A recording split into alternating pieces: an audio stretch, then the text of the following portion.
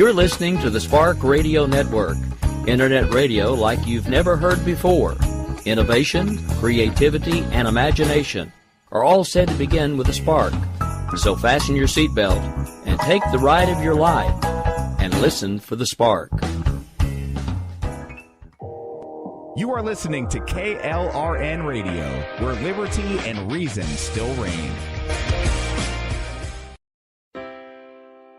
Most writers and radio show hosts know that to connect with your fans, you need to do more than just write books or record the latest podcasts. There are many different elements that go into forming an online platform, but there are also many hidden traps. To make matters worse, solid advice on how to survive the muddy waters is scarce. In the book Hidden Traps, I talk about some of the important issues of working with an online platform, highlighting traps that could put your physical or internet security at risk or be harmful to your reputation. Are your social media posts just links with a few disjointed words, making you look like someone who can't complete a sentence? Did your new website cost you more than you anticipated? Are you leaking your personal contact details across the web without even knowing it? Then you need Hidden Traps. Hidden Traps is now available in paperback and ebook from a variety of retailers, including Amazon, Barnes & Noble, and Kobo. Visit blackwolfpublications.com for more details. If you're 85 or younger, would you like peace of mind and comfort for your family? We're Final Expense Direct with an urgent message for you. The average funeral today costs over $8,000, but the most you'll get from government benefits is $255. How will your family pay the difference? We can help. Our senior plans start as low as just $1 a day and pay up to $30,000 for a funeral and other final expenses. Peace of mind is easy. There's no medical exam. You'll have lifetime coverage, and your plan can't be canceled as long as you pay your premiums. Call now for free information about our senior plans. Answer a few simple questions and receive approval right on the phone. Plus, call right now and we'll give you a discount prescription card for free. Call 800-553-8687. That's 800-553-8687. Again, 800-553-8687. Here's George Foreman with InventHelp. Hi, I'm George Foreman. Do you have an idea for a new product or invention? People ask me all the time, George, how do I get my idea in front of companies? How do I get a patent? What do I do next? Do you have the same questions? I'll tell you like I'll tell them all. Call my friends at InventHelp. Call InventHelp today for free information. InventHelp has been helping inventors for more than 30 years and has sales offices nationwide. InventHelp can submit your invention to companies who are interested in receiving new ideas. If you have an idea and want to try to patent it and submit it to companies, you should call InventHelp today for free information. Listen, I can't guarantee a company will be interested in your idea, but I believe every inventor deserves the opportunity to step into the ring and take their best shot. Put InventHelp in your corner. Get your free inventor's information. Call 1-800-353-6490. That's 1-800-353-6490. Again, 1-800-353-6490.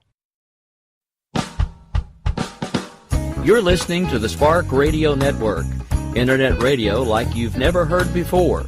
Innovation, creativity, and imagination are all said to begin with a spark. So fasten your seatbelt and take the ride of your life and listen for the spark. You are listening to KLRN Radio, where liberty and reason still reign. My name is Jessie. I'm a United States Special Forces widow.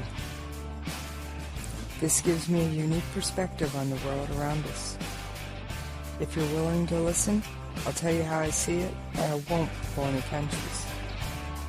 This is my POV, which stands for Point of View.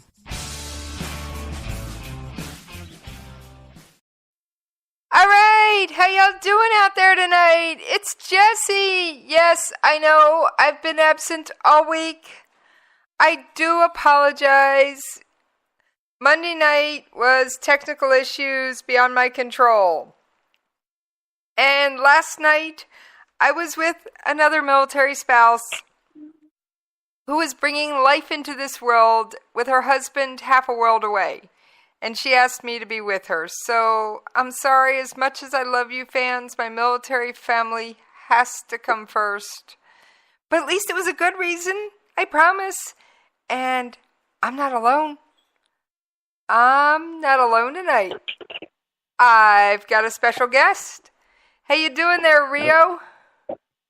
Doing good. How you guys? How's everybody out there in Radio Land? I think they're all pretty happy. I've seen this tweet flying around. So why don't you tell everybody a little bit about yourself? Well, I'm the singer of Madison Rising, America's most patriotic rock band, and the fun part about it is this weekend, there's some big things going on down in Virginia, and we decided that we are going to declare war on all extremist groups. So Black Lives Matter, Antifa, and all you white supremacists. Let's see what you got. I think those are pretty powerful words. So, well, they're not taken lightly, that's for sure. I think the common citizen is tired of bending and breaking to the whims of a few. When somebody can come in there and tell you that the Lord's Prayer on a wall offends them, and so everything must be removed, it's kind of ridiculous, and it'll continue to do that until you decide that that the masses, are ready to fight back.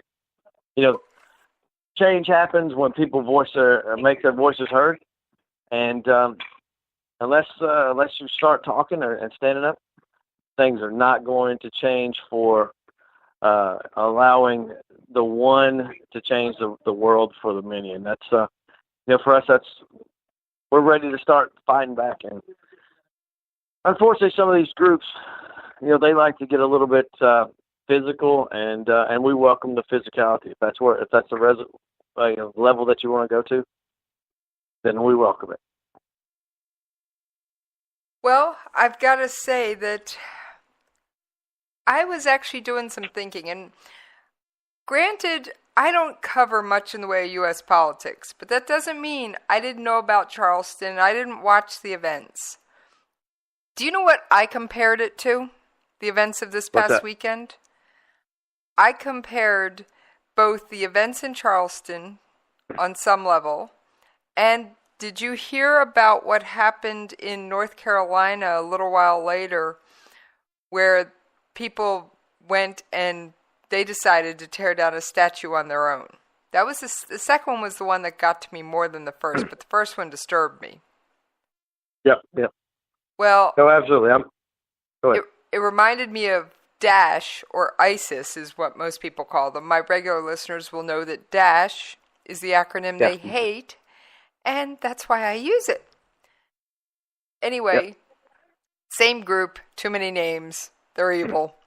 It reminded me of their destruction of any number of monuments. And it's like... Yeah, absolutely.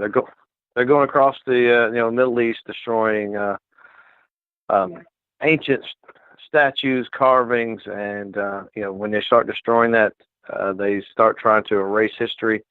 And then you come over here to the United States, and you have these liberal groups that are trying to do the same thing. And when we see it overseas, you get this big uproar, like, "Oh, I can't believe they're doing it. Why are we allowing them to do that?" And then all we have to do is look at ourselves, and it's happening right now, and people don't really seem to give a damn about it. And that's like what you were saying. It's very disturbing, and it's upsetting, and it's hurtful, and it's to me, in my eyes, is not acceptable. But somebody's getting away with it, and if somebody's allowing them to, and I think that's our leadership of many different counties, of many different cities, many different states.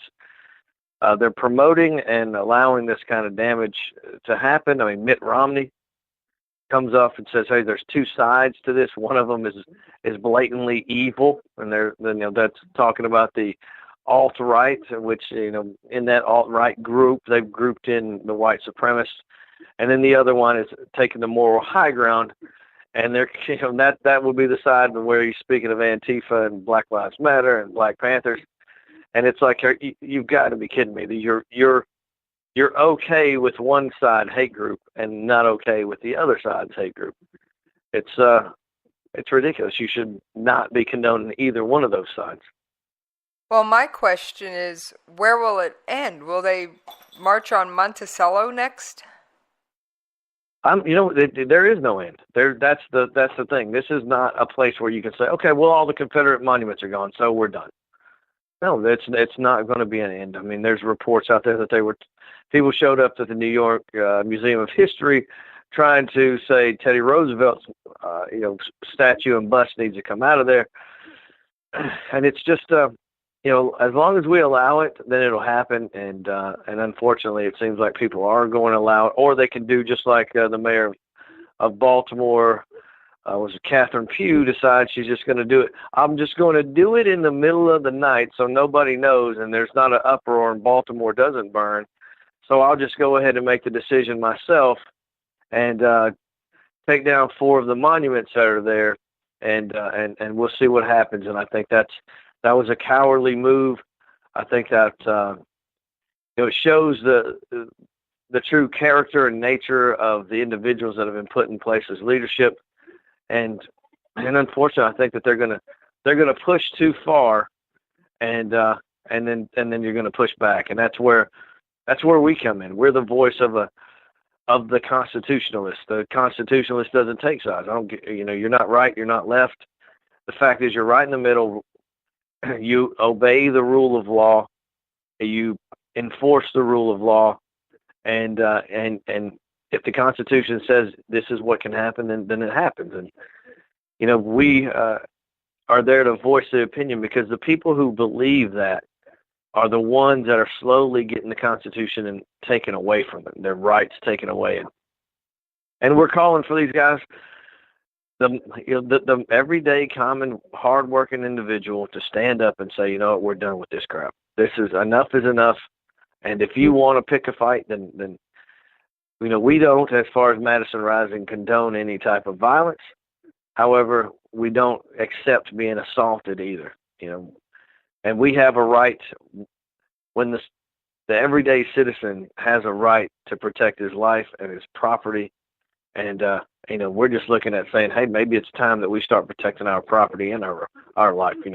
So this is where we are. We're the voice of this movement. Well, I think that's a fantastic place to be, and I'd also like to say that I've been a Madison Rising fan since I first heard about the band, and I have to say I have quite the Madison Rising music collection, and when I heard about your new song, I think I had it purchased within an hour of finding out that it was out. Thank you. And in fact, for all you listeners, don't worry, if you haven't heard it, you'll at least get to hear part of it tonight as bumper music, because I did something with Rio that I don't do with any other guest. I let him pick his own bumper music. And I figured it was... Lucky days. Things are going good. Well, I figured it was only fair to let you pick it because, well, most of my guests aren't lead singers of my favorite band, and I regularly do use Madison Rising as bumper music, just not your new song, War. Thank you. First off, you have terrible taste in music. Secondly, we very much appreciate getting this favor and you being a little bit lenient and letting us pick this new one out, because I think timely. Time is the essence, and it hit right at the time where I guess it needed to hit.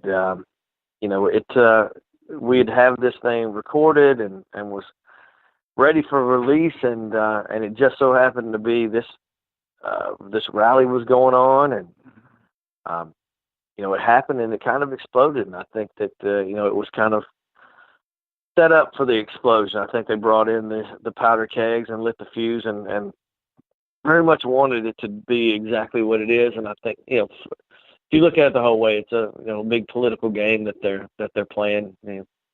And the easiest way to win this political game is to set a race war up, and this was a perfect opportunity to do so. So if you look at it, you start adding it up, 1 + 1, it all equals out. It just keeps going.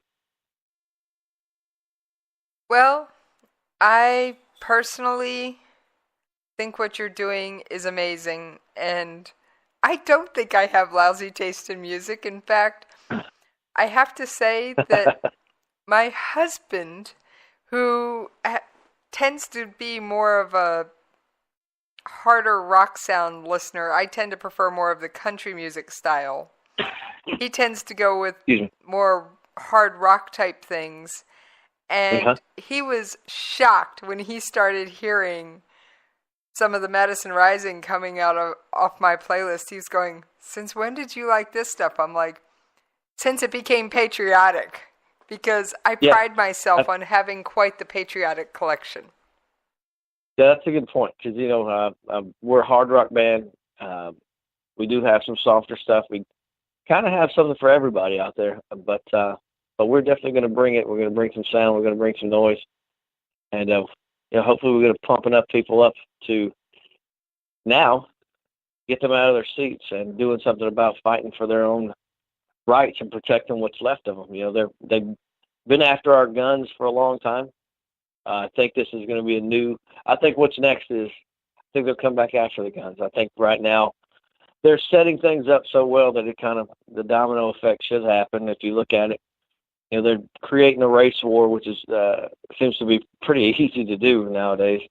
The previous administration kind of poured water on it, let it grow, put a little Miracle Grow on it, encouraged it, and then now it's action. Now they're coming in action, and you're praising one hate group and denouncing another hate group, and that causes that division.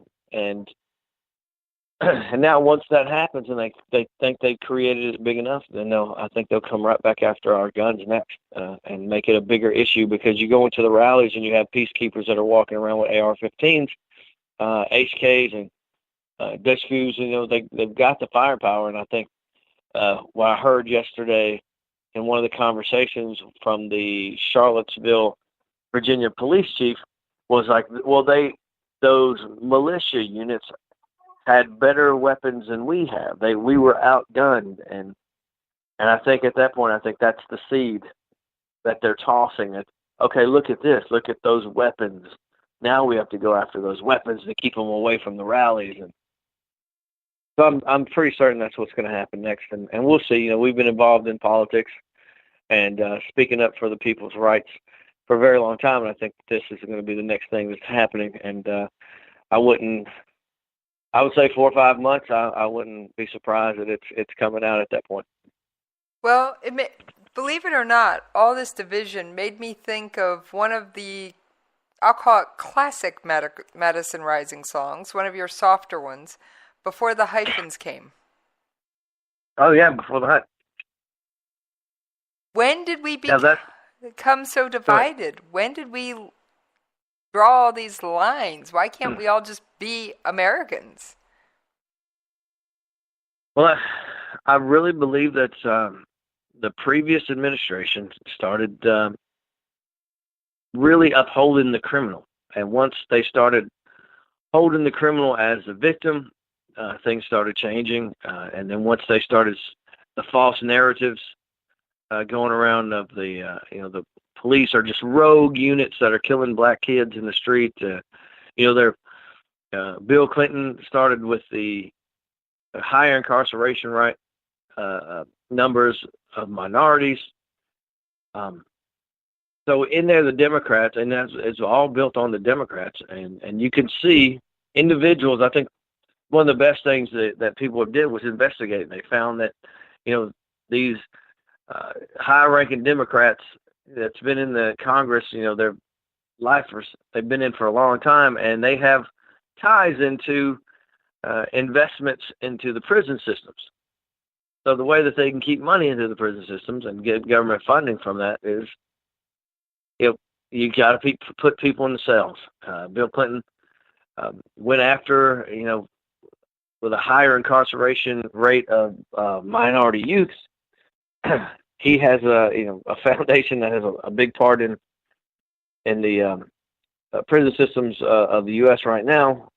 Then you go to the Obama administration, where he decides that false narratives such as Michael Brown, he brings the Brown family to the White House.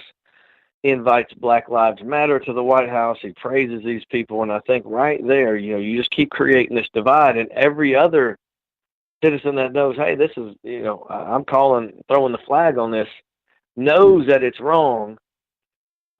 That your division is created, and your gaps is just waiting to widen. All you have to do is just keep doing it, and they've done it over and over and over, so that to the point where 5 officers in Dallas were killed. They're marching through the streets in New York City calling for the death of cops. We want cops dead when we want them now, and Bill de Blasio, who's for lack of a better word, piece of crap. He's standing there right with them, saying, they're activists. When you're calling for the death of cops and you're actively in the street calling for that, you're not an activist.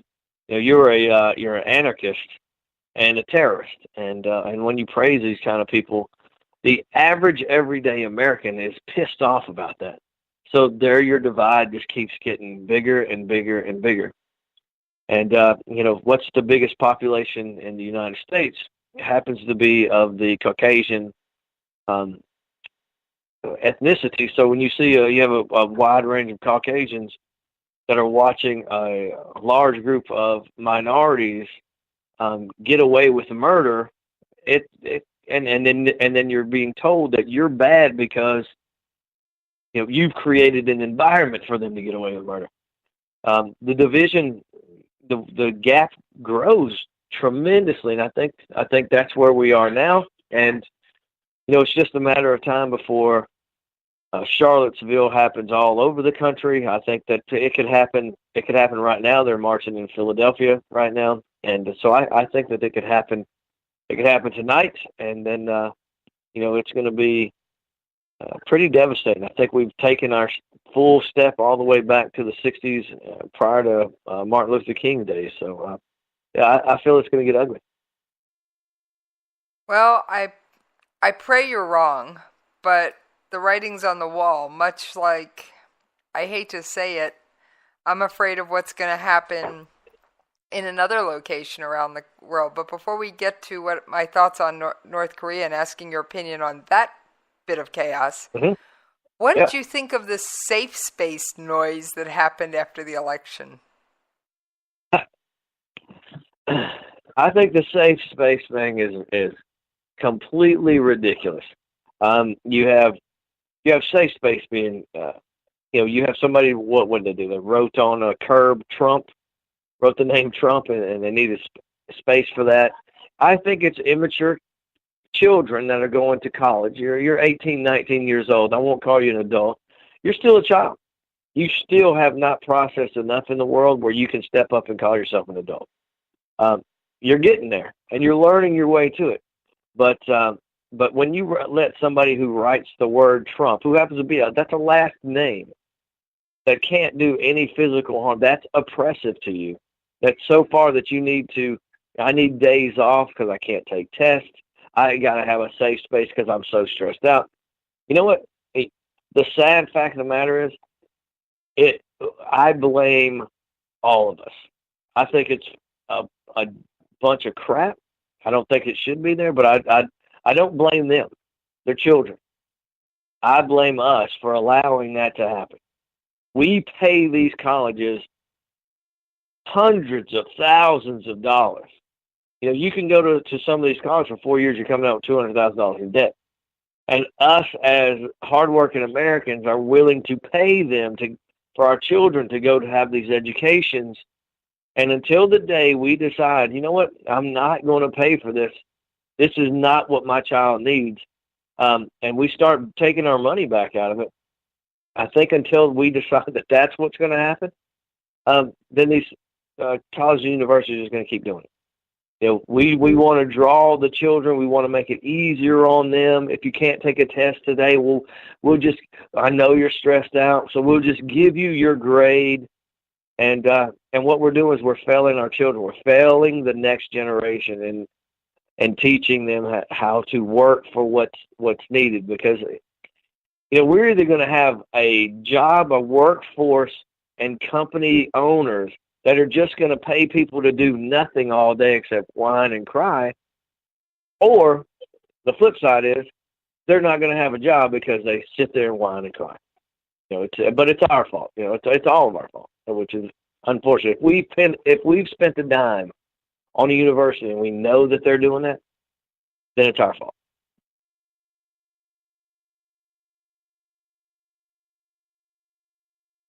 Well, I've got to say, I agree with you about your opinion on safe spaces, that they're absolute ridiculousness, and that, honestly, I looked at it from another perspective. Shoot. What kind of defense are we going to have with a bunch of people who need safe spaces? God forbid we ever have to send our men and women into harm's way. What kind of military are we going to be able to create out of these people that can't even handle the election results? Well, fortunately, I think that there's enough of us that are going to be in the military that we're the type of people that don't need those safe spaces. I think that there's going to be enough of us that are volunteering. Now, God forbid we have to draft anybody. If there comes to a point where we have to draft someone, then we're in serious hurting status. That I think that will be. I'd rather go into a fight with 10 guys, and I say guys as able-bodied people. Anybody that's willing to fight, I would take 10 individuals over 30 college students any day. I'd be the last 300 standing. I'd be one of the last 300 Spartans. I'd rather fight the whole damn nation with 300 willing than to take 10,000 of these college students nowadays. I wouldn't even trust it. And just for our listeners, you speak from the position of how many years did you spend in the Air Force? I did 20 years. 20 years. I did 7 tours, about 3 years over in the Middle East. I've dropped bombs on 5 different continents. So I've created a little red mist and bone chips in my days, and that's I guess as an ammo dog, we provide the enemy the opportunity to die for his country plenty of times, and there's not a sad bone in my body. Well, I want to publicly say thank you for your service, and that reminds me, I meant to make an announcement at the top of my show. Since this is my first show this week, since the names of the most recent casualties from Operation Inherent Resolve in Iraq have happened, I will be ending the show tonight on taps. And I was telling Rio this, and why don't you repeat what you said when I said, sorry, Rio, I was going to play War because I had intended to do taps last night, but I had to postpone it to tonight because I got called away and didn't do my show. So what were your words when I told you why I was ending the show on taps tonight? I said absolutely, as it should be. There's not many of you that would you sign your life away. It's one of the things I try to talk to my children about is you're going to go through life and you're going to make some friends, and outside of the military, you're going to have guys and girls that be like, hey, I'm your ride or die. I'll take a bullet for you, but the fact of the matter is, they may just be saying that. But when you're in the military, I've been around so many people that when they say, I will take a bullet for you, that's what they mean. They may not even know you, but they're willing to sacrifice their life in order for you to go home. And if it means that you don't play war at the end of this show and you do what's right and you give the respect to those men who went down and faced a glorious death, you give them the respect that they need. And for a gentleman like myself, all I can do is sit in envy of that beautiful death because a lot of us would want one. That's how we wish that we would go. And, unfortunately, we may have made it back, and we're never going to get that opportunity again. But those guys, you got to give the respect where it's due, and the ones that gave their life up, and you'll be reading their names tonight, till Valhalla. And for those who don't understand the warrior mind, it's not that they don't want to come home. It's just if they're asked to give their last full measure and give their last breath for this country, they will all willingly do so. I think that kind of sums it up. What do you think there, Rio? I think that's exactly it. Yeah. You always wish that it was you. Wish it was me that did that. Instead of the man or woman to your left and to your right. It's like, yes, I would have happily done that. Well, unfortunately, we do have to take a brief commercial break, and I am going to make it as brief as I can get away with. But we have come to the point in the show where we have to pay those radio station bills. But, as promised, here is the bumper from the Madison Rising song, War, their newest release. It just came out Sunday. You're out here acting so tough, and now I'm calling your bluff. Black hoods and no faces. We'll take it out to the streets. That's where we can meet. You bring your sticks, I'll bring gauges. Just don't know what you've been asking for. This means war. Line 'em up, knock 'em down. This means war. Most writers and radio show hosts know that to connect with your fans, you need to do more than just write books or record the latest podcasts. There are many different elements that go into forming an online platform, but there are also many hidden traps.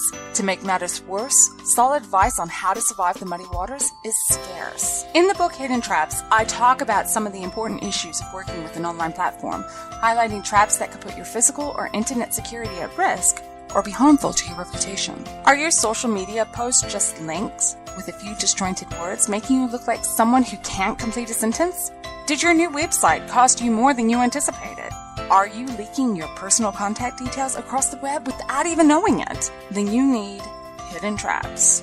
Hidden Traps is now available in paperback and ebook from a variety of retailers, including Amazon, Barnes & Noble, and Kobo. Visit blackwolfpublications.com for more details. If you're 85 or younger, would you like peace of mind and comfort for your family? We're Final Expense Direct with an urgent message for you. The average funeral today costs over $8,000, but the most you'll get from government benefits is $255. How will your family pay the difference? We can help. Our senior plans start as low as just $1 a day and pay up to $30,000 for a funeral and other final expenses. Peace of mind is easy. There's no medical exam. You'll have lifetime coverage, and your plan can't be canceled as long as you pay your premiums. Call now for free information about our senior plans. Answer a few simple questions and receive approval right on the phone. Plus, call right now and we'll give you a discount prescription card for free. Call 800-553-8687. That's 800-553-8687. Again, 800-553-8687.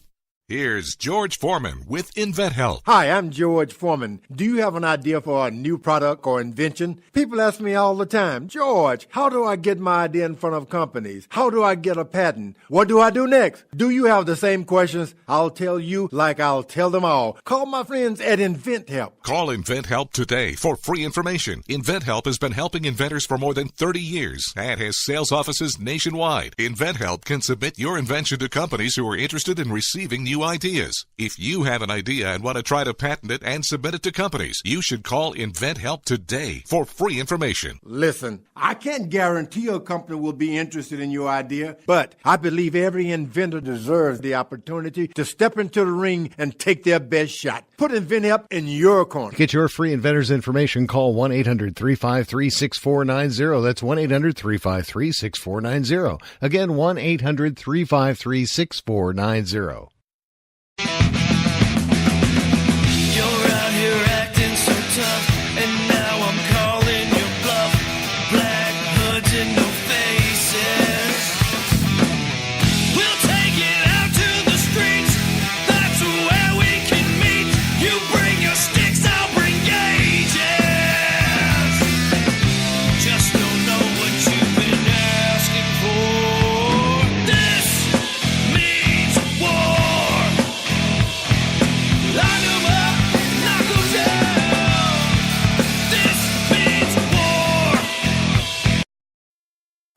right. Hope you enjoyed that very special bumper music from Madison Rising from their latest hit, War. Now, we're going to turn to a topic that's more commonly discussed on the show. And for those of you regular listeners, you'll know who this is. That is my sound for quackers, otherwise known as Kim Jong-un of North Korea. Oh, yes. I call him quackers. I think Rio just learned a little something tonight. I just think I have to lighten the topic up a little bit, so that's my excuse. But sound effects are just fun. That's all right. I'll tell you what, I get a laugh at him, too. I mean, it's just one of the craziest guys on the international scene. And to tell you the truth, he gets away with everything. He's a perfect international manipulator. And you know, of course, I don't agree with it, but I tell you what, he's good at what he does. He's good at what he does. This dude is he's a master at it, and we fall for it every time. Yes, we do. And for anybody that thinks that us, quote, falling for it is new, I got news for you. Years. Let's hear what Secretary Tillerson had to say about our policy towards North Korea. The diplomatic and other efforts of the past 20 years to bring North Korea to a point of denuclearization have failed. So we have 20 years of failed approach. That about sums it up, doesn't it, Rio? That's it. I mean, I early on in my career, I spent some time down in Kunsan Air Base. I was part of the Wolfpack in South Korea. We were one of the submarines ran aground. We had some of their special ops individuals that were caught outside of our base, and we didn't deal with them then. We should have dealt with them at that point. Excuse me. We were getting threatening videos sent to our intel officers, and they play it for us, and we end up arming up everything, getting ready, rock and roll, and we get a threat that says if any movement happens on these flight lines or mobilizations when you're doing the big joint exercises with South Korea's ROK Army, we will attack you, and then we'd subsequently make some kind of movement, they'd back off, and then all of a sudden they'd ask for $50 billion or 50 million, whatever it was, some kind of 50. They wanted, X amount of money, and from the International Monetary Fund, and or they would just keep on doing it, and all of a sudden they'd get paid off again. So, they when they don't have money to feed their people, I mean, there's stories out there that you can actively go search and find that they're digging up deceased people and actually eating them. They've been eating bark, stripping all the landscape. I mean, it's a horrible situation over there. It's funny because Newt Gingrich calls him one of Newt Gingrich and Colonel Ollie North says that he's the only fat person in Korea, and when they're the only ones with food. If you're in the army, you're going to get fed. If you're not, you don't eat. And he just keeps getting money funneled to him, and I believe it's coming from a lot of that money is coming from Iran. So we've been duped over and over again, and he's pushed the line over and over again. And all we do is bend and bow down and take the lead on, we're going to give a sanction, but if you break that sanction, we'll give you $50 million. It's just ridiculous. Keep on breaking the sanctions. You can do whatever you want to, as long as you say, for humanitarian needs, I need X amount of money. Well, and the international. Guess what? Excuse me. No problem. I'll give you a moment to clear Mr. Frog out of your throat while I explain a little bit. I actually believe there's a correlation between the $1.7 billion that Obama sent into Iran on a plane, and the recent fast sped up development of North Korea's nuclear and missile technology. I'm 100% behind it. I think that Iran has been funneling money into it, while Iran has been covertly building a nuclear program. There's one nuclear program that's had the capabilities of just free reign, and that's been the Kim Jong-il and Kim Jong-un dynasty that's over in North Korea. And the way to speed it up is to give them money and pay for more technology and send in some things. So I think that's absolutely 100% correlation. As they sped up, it's because they've got more money to buy the pieces that they need from some of these more donating type countries out there. A couple of the interesting things I've played on my show, and this is Chairman of the Joint Chiefs, General Dunford. Now, it's about a 45-second clip, but I think it's worth listening to. And then we'll discuss Trump's comments on North Korea. I think for all of us, we should give Secretary Tillerson full support in attempting to resolve this diplomatically and economically, even as we recognize that it may not happen. And there may have to be a follow-up option, which is the military option. But we can wring our hands and say it'll never happen, or we can roll up our sleeves and make an effort to have a concerted economic and diplomatic plan that does cause KJU, Kim Jong-un, to come to the table and begin to have a conversation, at least stop the path that he's on right now, which is further development of intercontinental ballistic missiles and nuclear capability. And to me, it makes all the sense in the world to prove the theory of the case and to work this for a few more months. Now, Rio, did you happen to catch what he said in the last few seconds of that clip? To me, it sounded like he wanted to put a time frame on how long we're going to talk to him about it. He said a few more months. Yeah. So it seems like he wants to put a time frame on it, and and then bring back the military option. But I'm not certain that we need to wait that much longer. I mean, North Korea has something that we don't have, and that's the freedom to just test and test and test. You try to test weapons here in the United States, you're going to have one test. Whatever that happens, you got to go through all your data processing. You got to go through your bureaucrats. And it could be several months before you even draw up how you're going to fix and attempt the next test. But North Korea, they don't have that bureaucratic red tape, so they can, they can test something. They can figure out what happened on that test, and they can retry it as soon as they can get it built. So they have, they have the advancement, they have the time, and they have the ability and freedom to correct any mistakes on a very rapid scale. All right. Well, now just to remind everybody about what Trump said, which he then came back a few days later and said his statement wasn't strong enough. But let's remind everybody, I know you've probably all heard this clip before, but I am going to play it. North Korea best not make any more threats to the United States. They will be met with fire and fury like the world has never seen. He has been very threatening beyond a normal statement. And as I said, they will be met with fire, fury, and frankly power, the likes of which this world has never seen before. Thank you. Thank you. So Trump said that. What I thought was interesting was he said that a few days later, Kim Jong-un appeared to blink. Yeah. I think that he's he's finally realizing that he's not dealing with someone that's going to take his crap.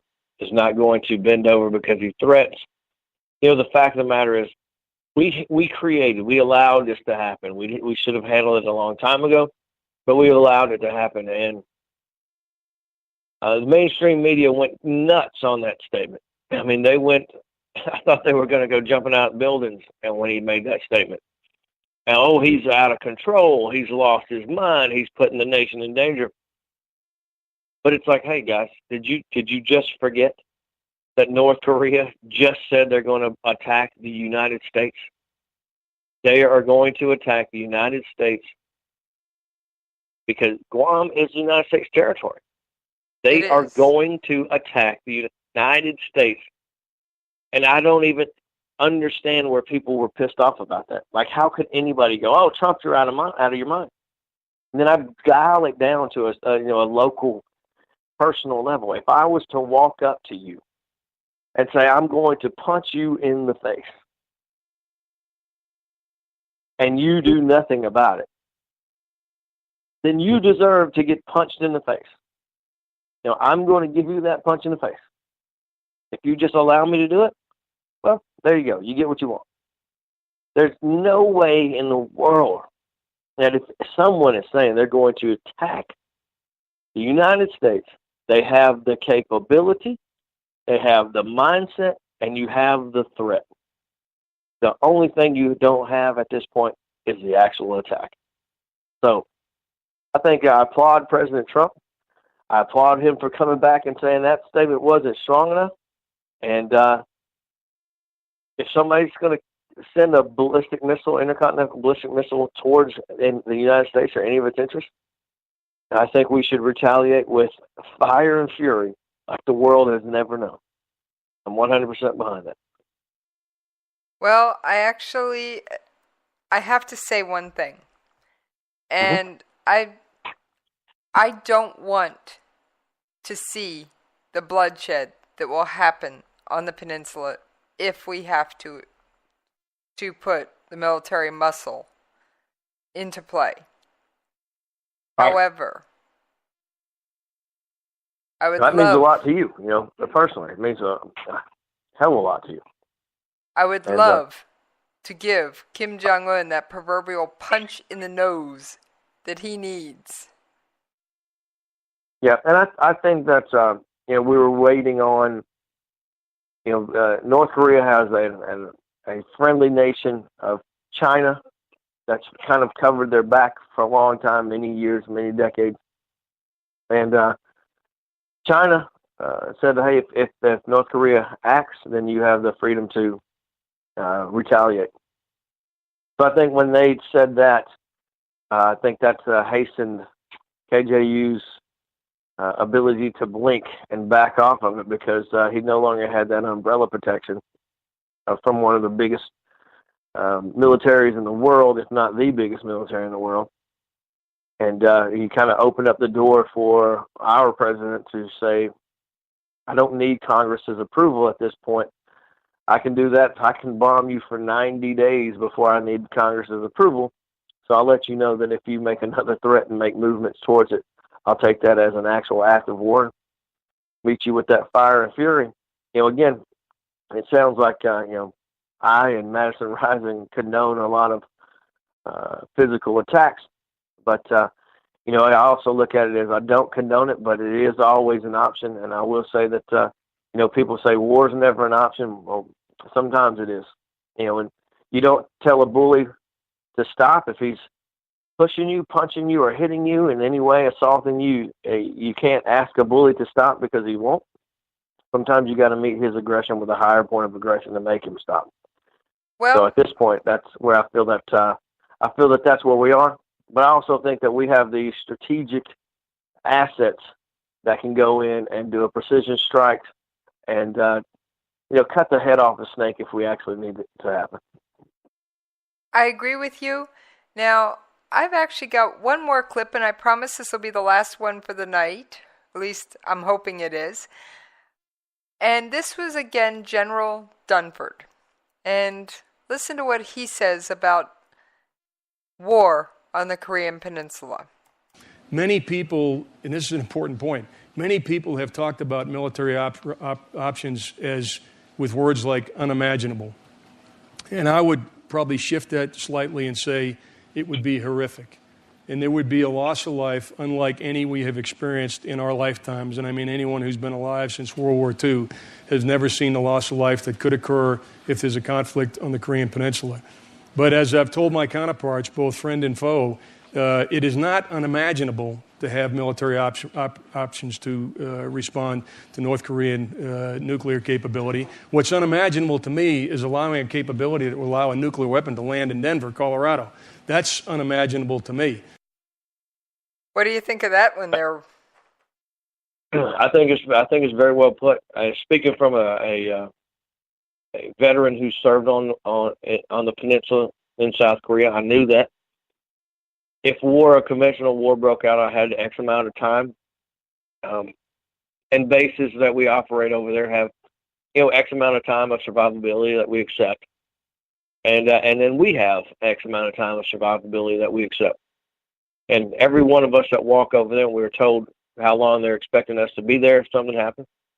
I think that we've accepted that we have a job to do, a job to perform, and are willing to take that and accept the fact that we will be avenged at some point. We will do exactly what we had said. We'll get that beautiful death that every warrior wants, and then we'll ensure that our warrior brothers avenge us and win that war. And when what he said, unimaginable, it is unimaginable that we would allow anything to hit this great United States. That's what's unimaginable. He's absolutely correct. We're the mightiest country in the world, and you don't get that opportunity to hit us.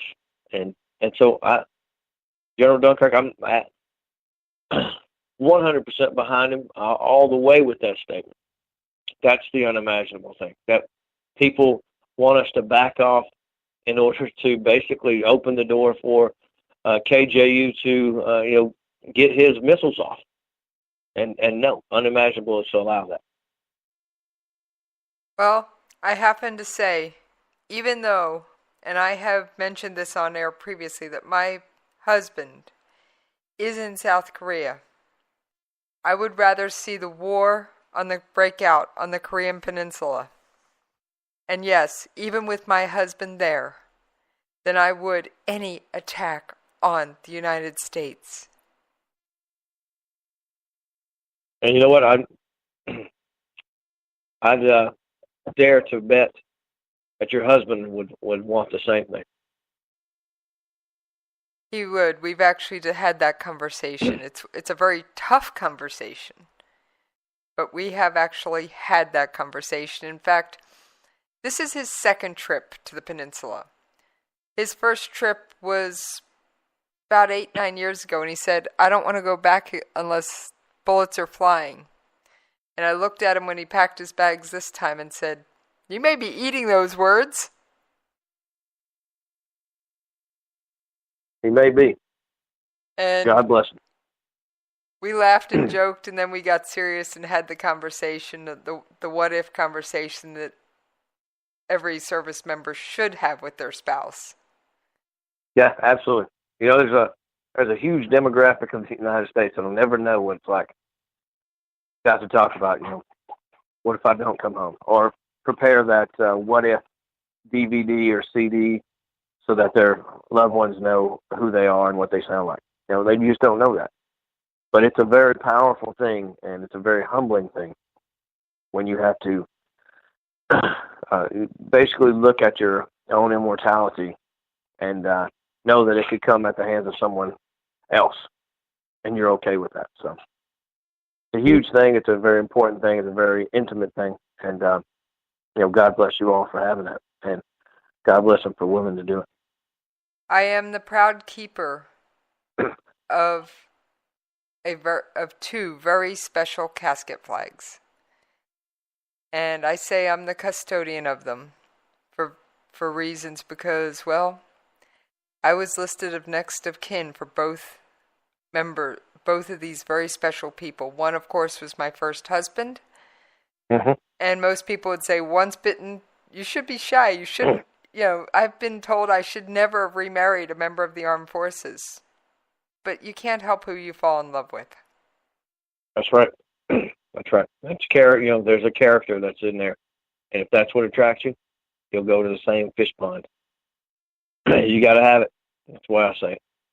You got to have that little piece. And once you're in it, it's hard to want to get out of it. You become something that's much bigger than yourself, and that's not everywhere. You can't find that everywhere. And it's just who I am.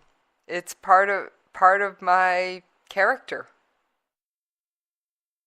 And that character was instilled in me by the other person whose casket flag I proudly keep in safe custody, and that was my cousin, who was a member of another very special forces unit. So yes, I have not one, but 2 casket flags in my house, and I don't think I've ever shared that on air before. God bless. All right, let's lighten this up a little bit, Rio. Why don't you tell us what Madison Rising has coming up? All right, Madison Rising. Let's see. We're gonna start hitting the road soon. We got a show, and we're doing a double duty on Saturday this weekend. We got shows in Pennsylvania, then we hightail it down to Virginia, down around Norfolk. We got a show down there, headlining late on Saturday evening. We're coming back. We're gonna stay at home for a day or two, and we get to go out. We'll be heading to Louisville, Kentucky. We're going out to Oregon, coming back to Kentucky, coming back up this way home, then going back down to Missouri, and then from there on, we got Missouri. We've got another Kentucky show that we'll be hitting, and then we'll be doing the Mother of All rallies in D.C. on September 16th. So all you patriots out there, it's easy to talk patriot stuff, and it's harder to do patriot stuff. But if you can, make your plans to get your butts on down to the the greatest gathering of patriots on the East Coast, September 16th in D.C. at Mother of All Rallies. We'll be headlining that show. So there'll be a lot of great speakers, a lot of great information that's going to be held right there on the National Mall. And, I'm sure we're going to get some counter protests.